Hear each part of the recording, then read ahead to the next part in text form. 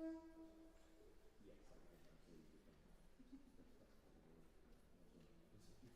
hello. Oh, so you had your hand. Okay, so we can go upstairs, find our surfaces. We need our.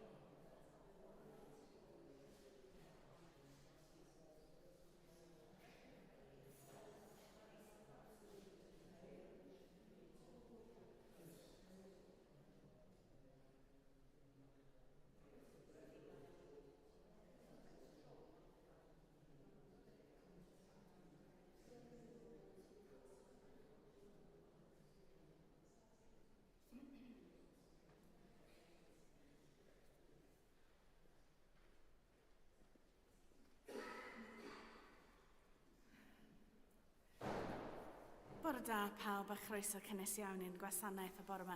Gwasanaeth Diolchgarwch y Cynhaeaf.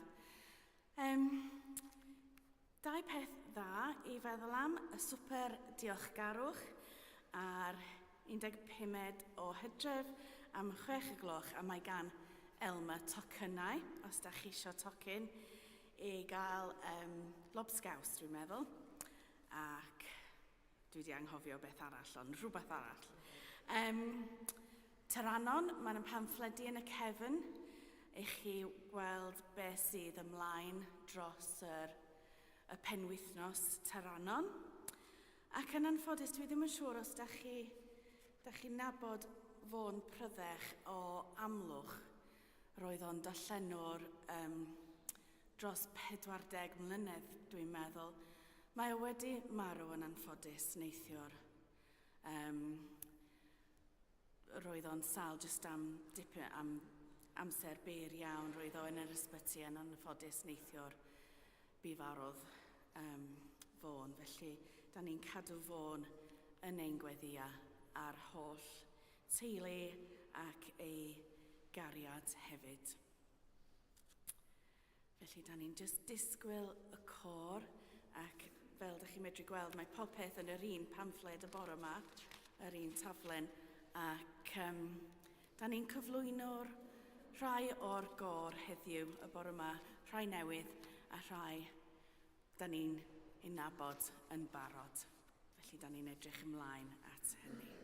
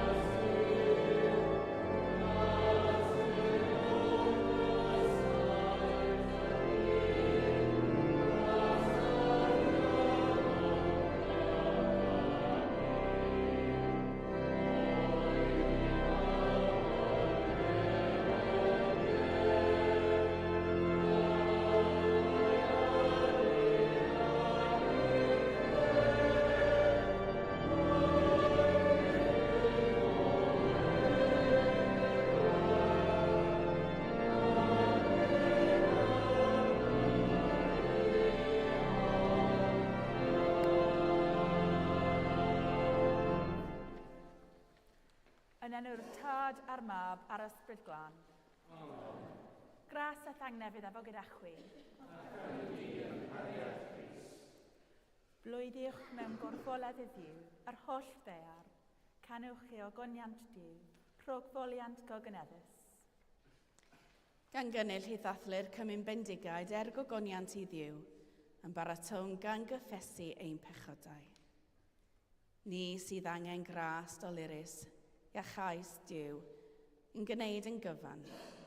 Ni sydd angen cariad dadlennol, darbwyllol diw, i buro ei anghyfiawnder. Ni sydd angen presenoldeb bywiol gwaredol diw, i drigo ynom a'n rhyddhau. Dad nefol, yr ydym wedi pechu ar feddwl gair a gweithred, a heb wneud yr hyn a ddylem. Mae'n weddrwg gennym, ac yr ydym o ddifrif yn nid i farhau. Mwyn dy fab Iesu Grist a fi farw drosom, maddeia un i'r cwpl a'i theibio, ac arwain ni yn ei ffordd ef, i gerdded fel plant y goleuni. Yr holl alluog ddiw a drygahar othych, maddau eich chwi a chryddhau o bechod, a chadw yn y bywyd tragweddol.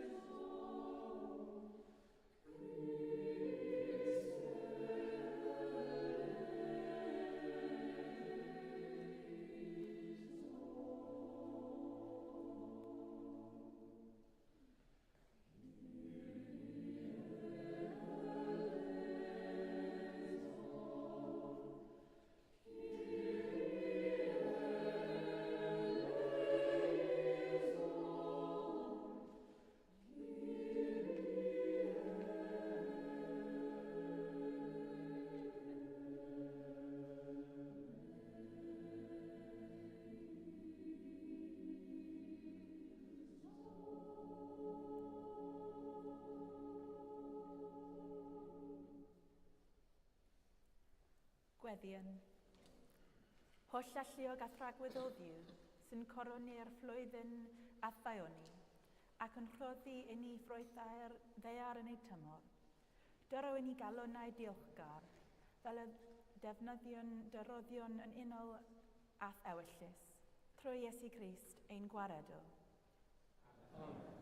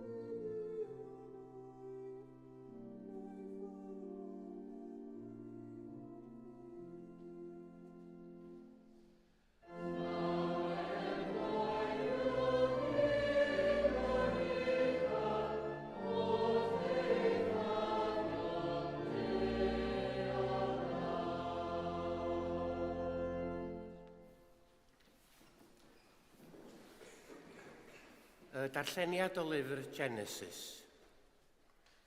Yn y dyddiau hynny, arhosodd Noa eto 7 diwrnod, anfonodd allan y golomen, ond ni ddaeth yn ôl ato y tro hwn. Yn y flwyddyn 601 oed Noa, yn y mis cyntaf, ar y dydd cyntaf o'r mis, sychodd y dyfroedd oddi ar y ddaear, a symudodd Noa gaead yr arch, a phan edrychodd allan, gwelodd wyneb y tir yn sychu. Erbyn yr ail fis, ar y 7fed dydd ar 20 o'r mis, yr oedd y ddaear wedi sychu. Yna, llefarodd Dduw wrth Noa dweud, dos allan o'r arch, ti a thwraig a thfeibion a gwragedd dy feibion gyda thi, a dwg allan gyda thi bob creadur byw o bob cnawd, yn adar ac anifeiliaid, a phopeth sy'n ymlusgo ar y ddaear, mwyd iddynt epilio ar y ddaear, a ffrwytho ac amlau ynddi. Felly, aeth Noa allan gyda'i feibion a'i wraig, a gwragedd ei feibion. Hefyd aeth allan o'r arch bob bwystfil, pob ymlusgiad, pob aderyn, a phob peth sy'n ymlusgo ar y ddaear yn ôl i'r rhywogaeth. Yna, adeiladodd Noa allor I Dduw, a chymryd rhai o bob math o'r anifeiliaid glân ac o'r adar glân, ac offrymu poeth o ffrymau ar yr allor. A phan glywodd Duw yr arogl hyfryd, dywedodd Duw o ddyfnder calon, ni felltithiaf y ddeiar mwyach o achos y ddynoliaeth, bod gogwydd ei meddwl yn ddrwg o ieuenctid, ni ddifethaf eto bobeth byw fel y gwneithym. Tra peri'r ddeiar, ni ffeidia pryd hau a medi, oerni a gwres, haf a gaeaf, dydd a nos. Clywch air bywyd i'n byd.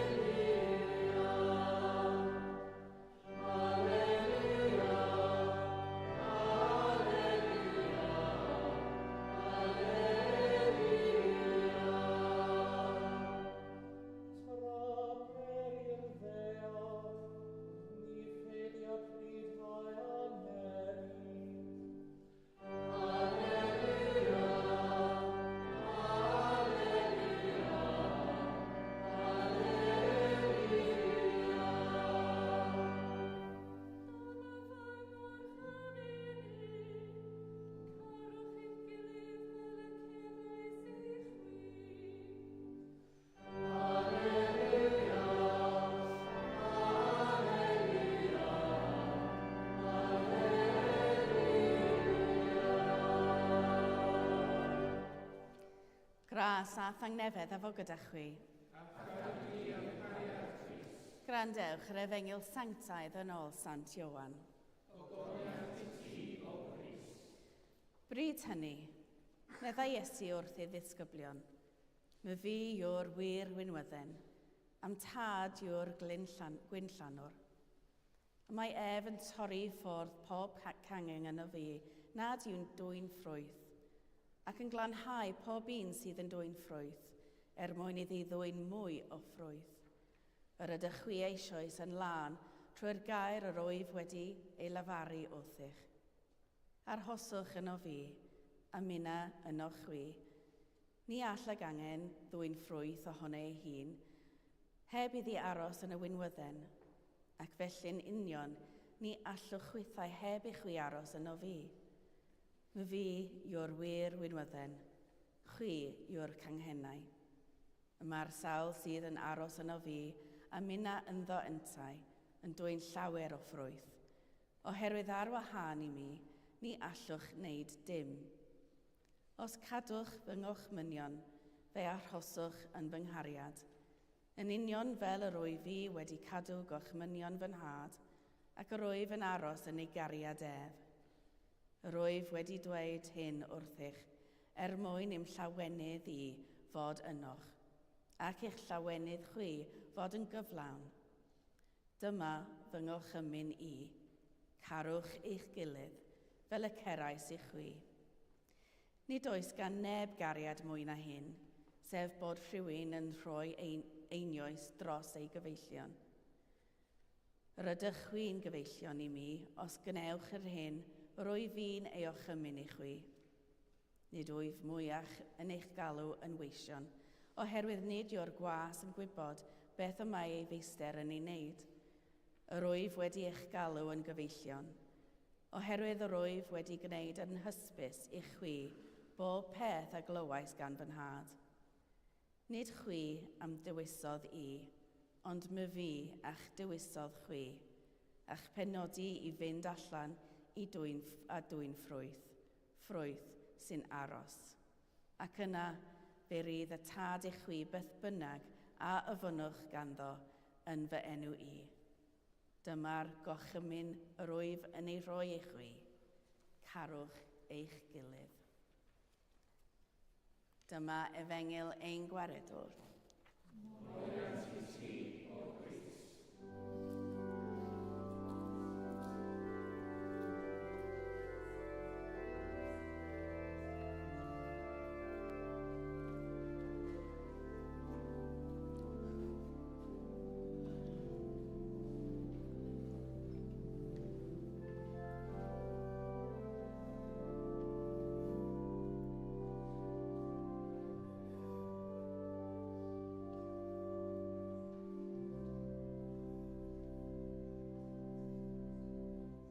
Yn enw'r Tad a'r Mab a'r Ysbryd Glân. Amen.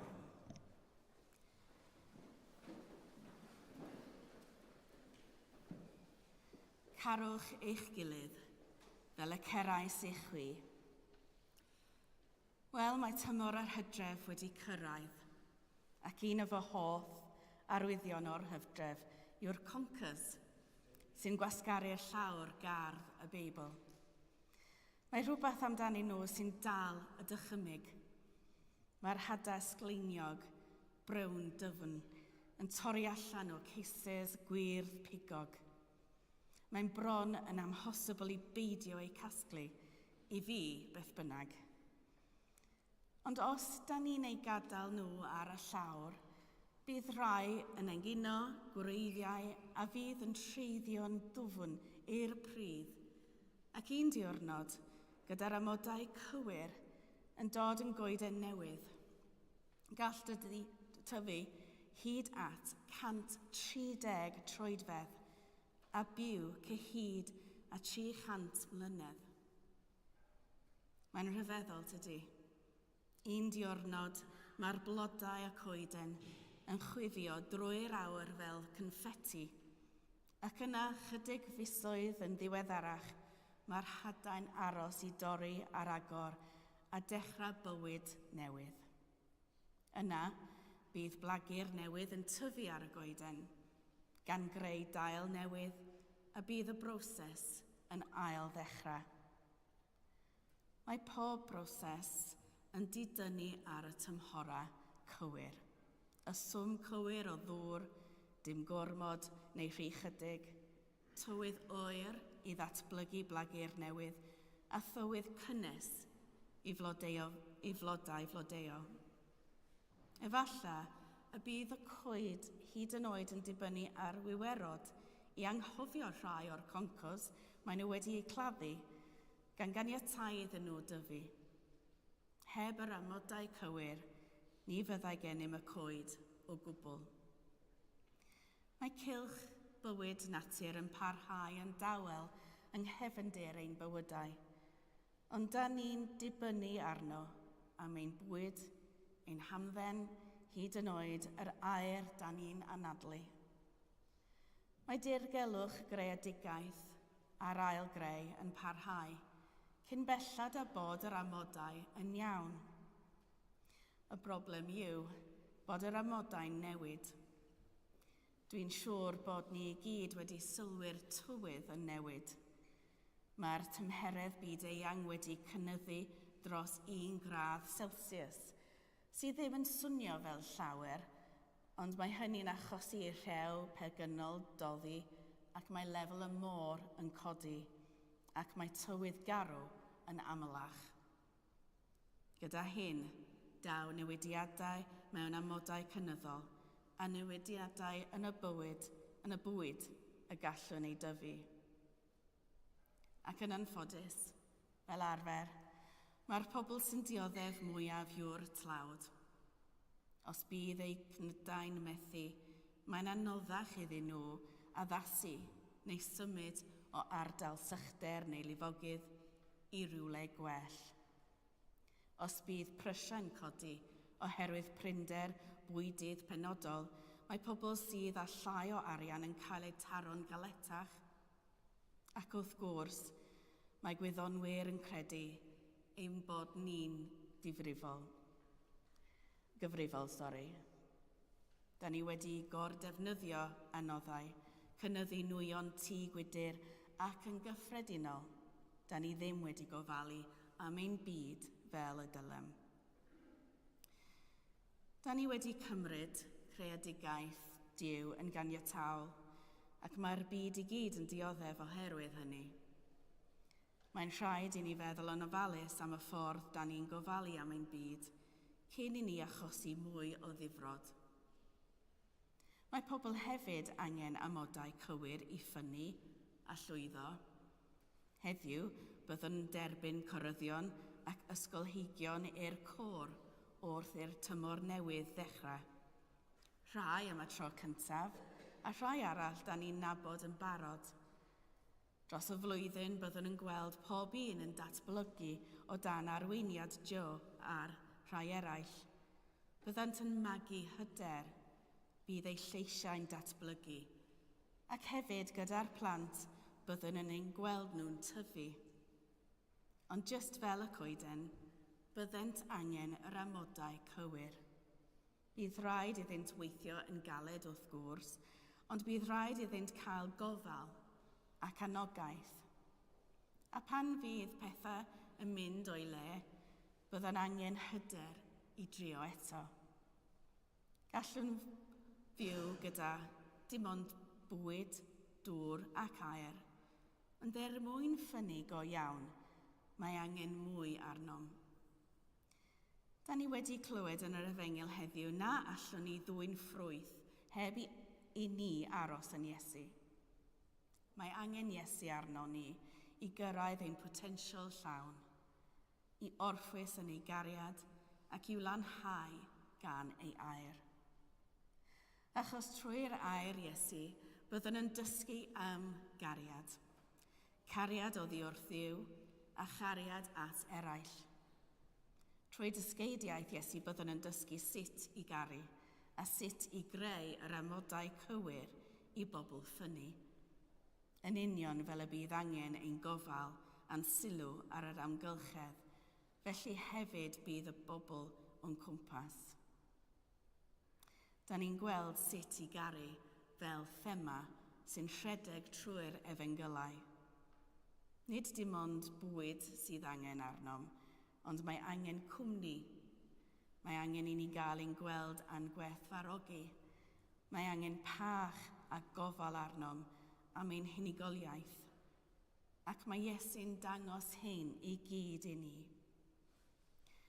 Pan fydd y pethau hynny wedi eu rhoi gyda'i gilydd, mae nhw'n creu cariad. Mae cariad yn creu yr amodau i bobl ffynnu. Carwch eich gilydd fel y cerais i'ch chwi, meddai Iesu. Nid yw Iesu'n gofyn i'w ddisgyblion garu ei gilydd, ond mae'n gochymyn iddynt wneud hynny. Mae cariad mor bwysig nad yw'n dewisol. Wrth i mi gasglu concwrs o'r wythnos diwetha, cefais fy atgoffa o'r holl bethau sydd ei hangen ar y goeden i symud o fod yn hadyn i'r goeden a'i cynhyrchodd. Wedyn cefais fy atgoffa o'r holl bethau sydd angen arnom i ffynnu a llwyddo.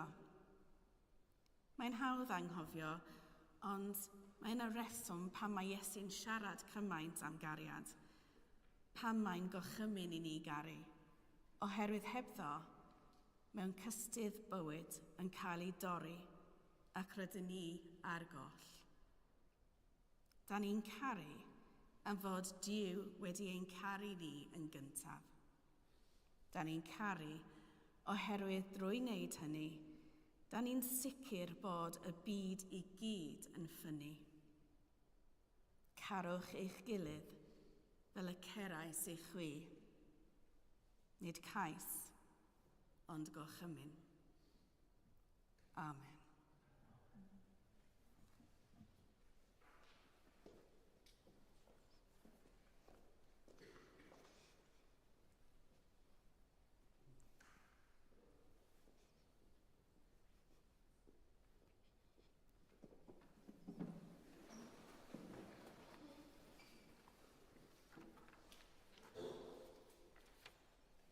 Ar y cyd, gadewch i ni gadarnhau ein ffydd. Yr wyf yn credu ac yn ymddiried yn i'w dad, a greuodd bopeth sydd. Yr wyf yn credu ac yn ymddiried yn ei fab Iesu Grist, a brynodd ddynol rhyw. Yr wyf yn credu ac yn ymddiried yn ei ysbryd glân, sy'n rhoi bywyd i bobl ddiw. Yr wyf yn credu ac yn ymddiried yn un Duw, Dad, Mab ac ysbryd glân. Amen.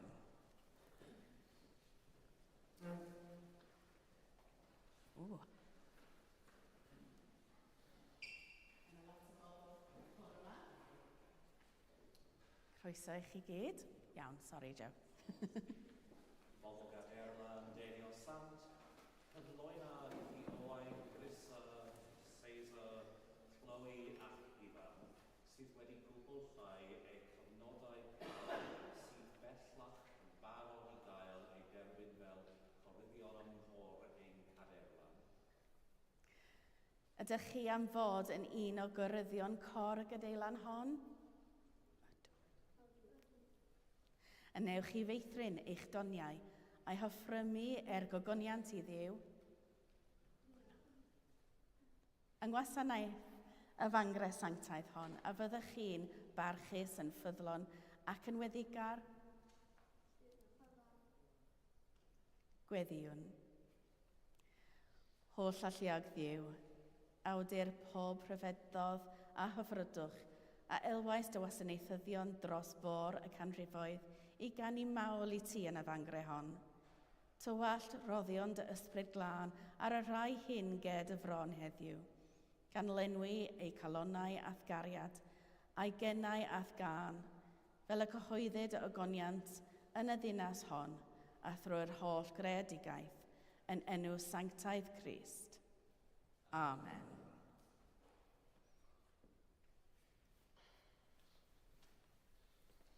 Mae yna lot i wneud bod yma tydi.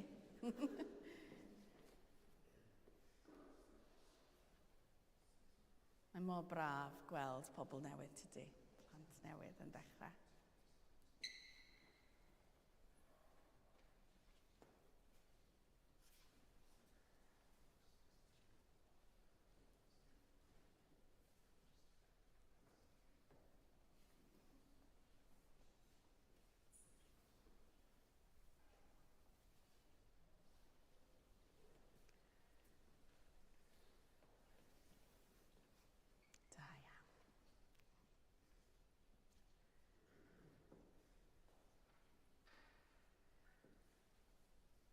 Owain, Grisa, Caesar, Chloe ac Ifan, a rhan cabydol o phobl Cadeilan Deiniodd Sant, rwy'n eich derbyn fel coryddion yng nghor y Gadeilan.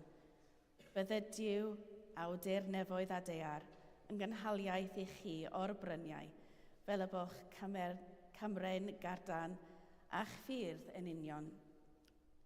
A bendith Duw holl alluog, y tad, y mab a'r ysbryd glân, a fo anoch yn awr, ac a drigo gyda chwi yn wastad. Amen. Gan i rhoi clap.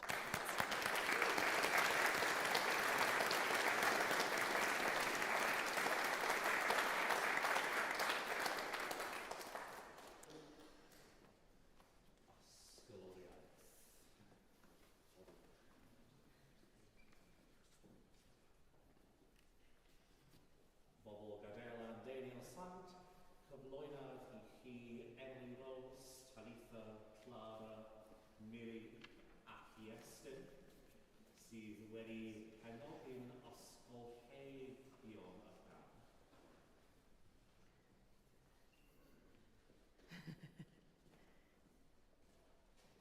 Dewch o flaen yr allor. Diolch. Mae pobl eisiau eich gweld chi. Gweddiwn. O Dduw, y mae saint ac angylion yn ymhyfrydu dy addoli yn y nefoedd. Bydd bresennol fyth a thwasanaethyddion sydd trwy gynghanedd a cheddoriaeth yn perffeithio'r clodydd a phrymer gan dy greadigaeth is y rod. A chaniatau iddynt hyd yn oed yn awr, gip olwg o thwynfyd, yn gwneud yn deilwng yn yr oes a ddaw o rhan ymoliant di-derfyn dy dragwyddoldeb, yn enw Sanctaidd Crist. Amen.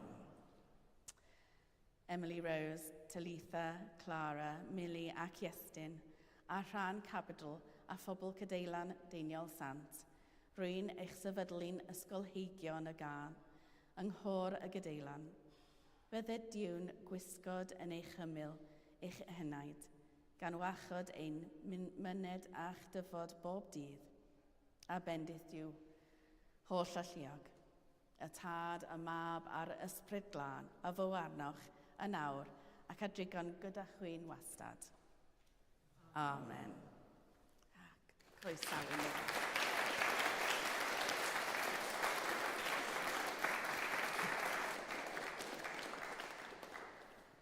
Diolch, Joe. Amen.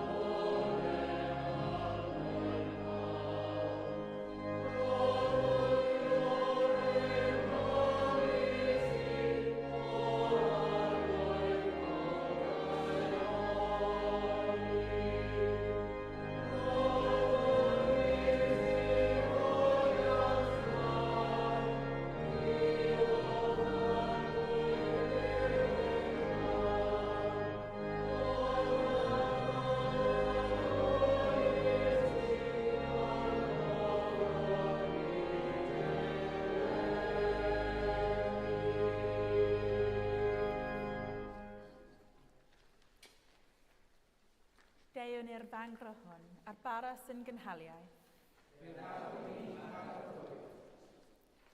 Deiwn i'r fangro hon, a'r gwyn sy'n myneiddio.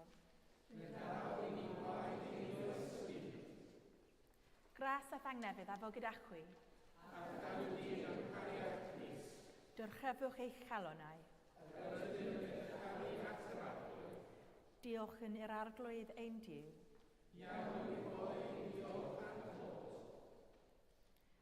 Iawn yn wir, ein dyletswydd a'n llawenydd bob amser ac ym mhob lle, yw diolch i ti, Dad Sanctaidd, holl alluog a bathfoel ddiw, trwy Iesu Grist ein harglwydd. A ddadguddiodd mae ef ei hun yw'r wynwyddyn, ac sy'n ein galw ni, ei ddisgyblion, i fynd allan a dwy'n ffrwyth, ffrwyth sy'n aros, gan ochymyn i ni garu ein gilydd. Felly, gyda llu'r angylion a'r holl cympeini'r nef, cyhoeddyn ogoniant dy enw ac ymuno â chwi yn ei hemyn diderfyn o fawl.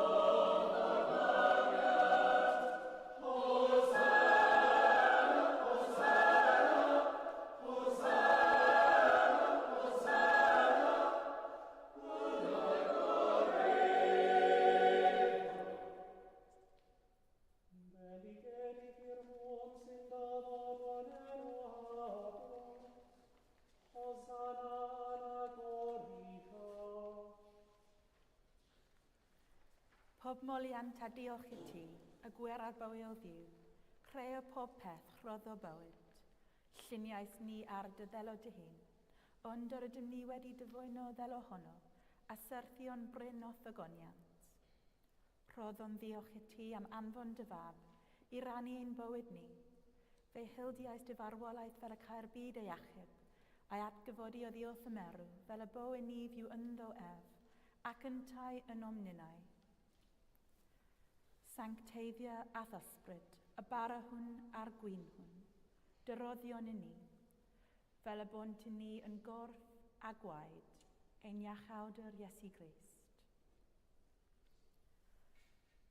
Yn nos abradachwyd ef, cymerodd fara, ac wedi rhoi diolch, fe torodd a'i roi i'w ddisgyblion, gan ddweud, cymerwch, bwytewch. Hwn yw fy ngorff a rodded drosoch. Gwnewch hyn cof amdanaf.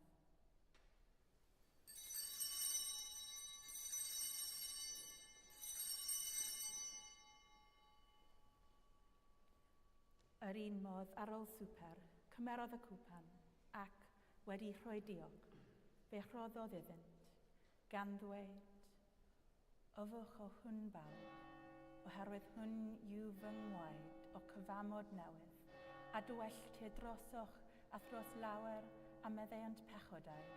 Gwnewch hyn bob tro yr ydych ef cof amdanaf.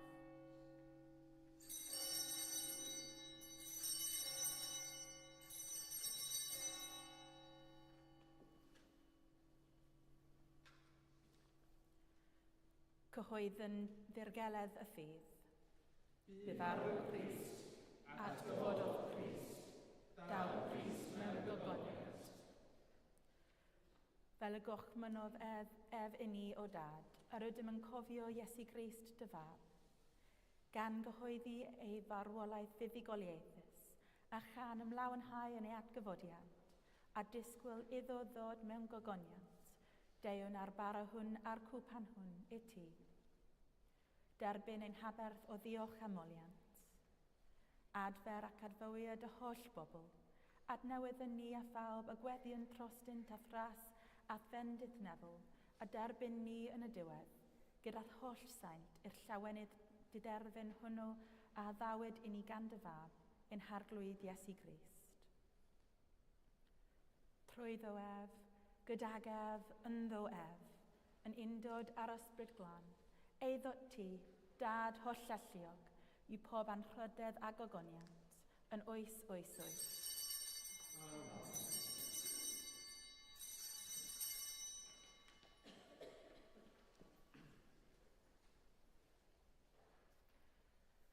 Fel y dysgodd ein iachawdr ni, gweddion yn hyderus.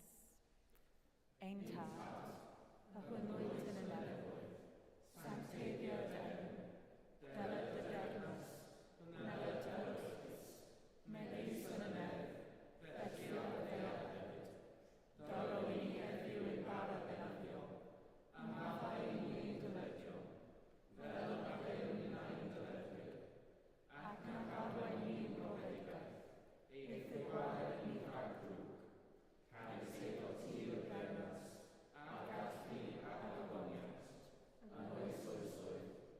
Amen.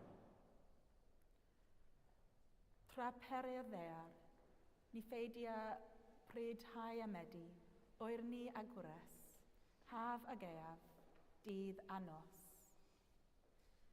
Tangnefedd a bythol ddiw a fo gydachwi bob amser.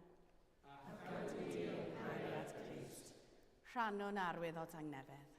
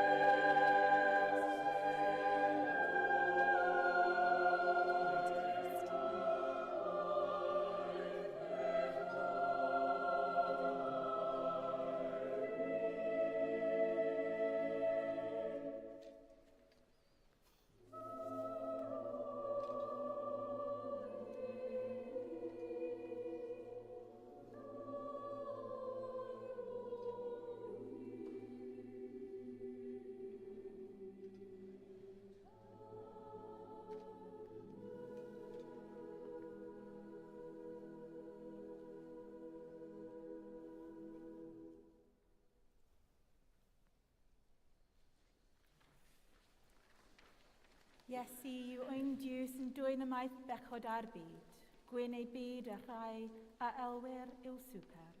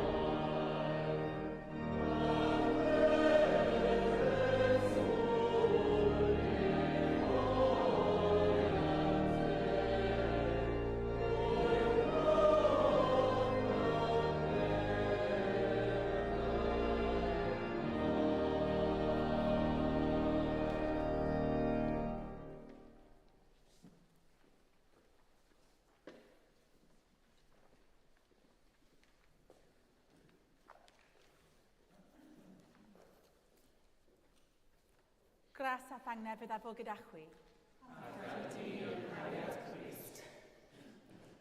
Bydded yw ein creadwr, sy'n gwisgo lilyr maes ac yn bwydo adar yn awr, ofalu amdanoch chi a chynyddu Cynhaeaf eich chyfiawnder, a bendith yw holl alluog, y tad, y mab a'r ysbryd glân, y fown eich plith ac y brigo gyda chwi yn wastad. Awn y maith mewn tangnefedd. Yn enw